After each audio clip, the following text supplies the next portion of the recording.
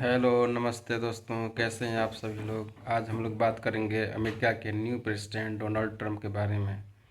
जैसा कि आप सबको पता है कि अमेरिका के नवनिर्वाचित राष्ट्रपति डोनाल्ड ट्रंप एक बार पहले भी राष्ट्रपति रह चुके हैं। जो बिडेन साहब जो थे ना, इनके जस्ट पहले उन्होंने कार्यकाल संभाला था। इसके बाद 2020 में इन्होंने वो अपने इलेक्शन में हार का सामना करने की वजह से फिर राष्ट्रपति का पद छोड़ना पड़ा। और इस बार 2024 में जो इलेक्शन हुआ था अमेरिका का प्रेसिडेंशियल इलेक्शन, इसमें इन्होंने अच्छे मार्जिन से जीत हासिल की और दोबारा फिर से राष्ट्रपति के पद पे आसीन हुए। अमेरिका में डबल पार्टी सिस्टम होता है। एक का नाम है डेमोक्रेटिक पार्टी और दूसरे का नाम है रिपब्लिकन पार्टी। तो ये जो आते हैं डोनाल्ड ट्रंप जी, इन्होंने रिपब्लिकन पार्टी से आया हुआ है।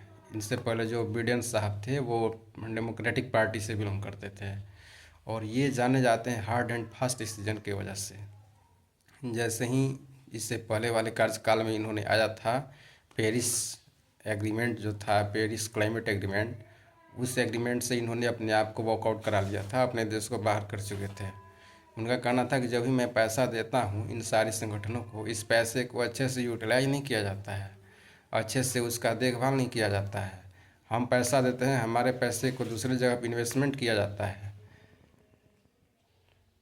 और इस बार भी आने के बाद इन्होंने सबसे पहले क्या किया, तो पेरिस क्लाइमेट एग्रीमेंट से फिर से अपने आप को वॉकआउट किया, अपने आप को बाहर किया। हालांकि जो बिडेन साहब जब आए थे तो इन्होंने फिर से पेरिस क्लाइमेट एग्रीमेंट में ज्वाइन किया था, लेकिन ये आए तो फिर से बाहर हो गए। और ये WHO जो है, वर्ल्ड हेल्थ ऑर्गेनाइजेशन संस्था, जो पूरे विश्व में हेल्थ के पर्पज़ से काम करती है, उनके खिलाफ भी इन्होंने गया और उस संगठन से भी अपने आप को वॉकआउट करा लिया।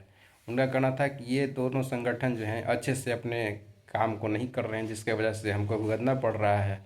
हालांकि इनके ऊपर बहुत सारी चार्जेस भी लगी हुई हैं, मोलेस्टेशन का चार्जेज है या और भी तमाम तरह की चीज़ें वहाँ पे हैं। लेकिन अब ये राष्ट्रपति बन गए हैं तो ये सारी चार्जेस को कोर्ट के द्वारा वो हटा दिया गया है।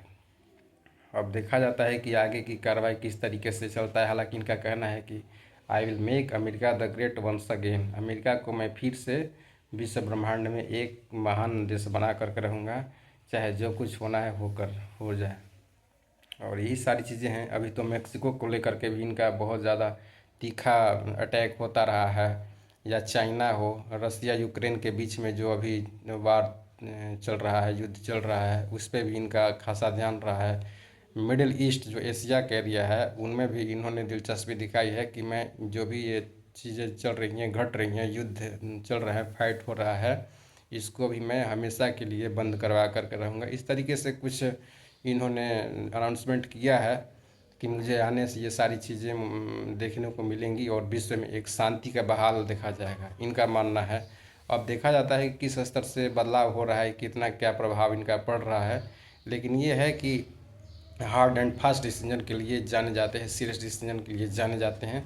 और इनके कार्यकाल में खास करके जो हमारे देश का भारत का संबंध है वो अच्छा था। पिछले बार तो हाउडी मोदी का कार्यक्रम भी हुआ था, जिसमें कि उन्होंने अमेरिका के ह्यूस्टन शहर में मोदी को बुलाए थे और तमाम तरह की चीज़ें देखा गया था। भारत को लेकर के अमेरिका के एक दूसरे के बीच जो भी बातचीत और स्ट्रेटेजिक जो पार्टनरशिप की बातें आती हैं, यहाँ बहुत सारी चीज़ें हैं, वो सारी चीज़ें देखने को मिली थी। फिर देखा जाएगा कि इस बार भी तो अभी भारत में मोदी ही हैं और वहाँ फिर से अमेरिका के राष्ट्रपति डोनाल्ड ट्रंप बन ही गए हैं। तो अब आगे की चीज़ें किधर जा रही हैं, क्या हो रही हैं पूरे विश्व में, अब तो देखा जाएगा। और सारी चीज़ें ठीक हैं। Thanks for watching this video. Please like share and subscribe for more.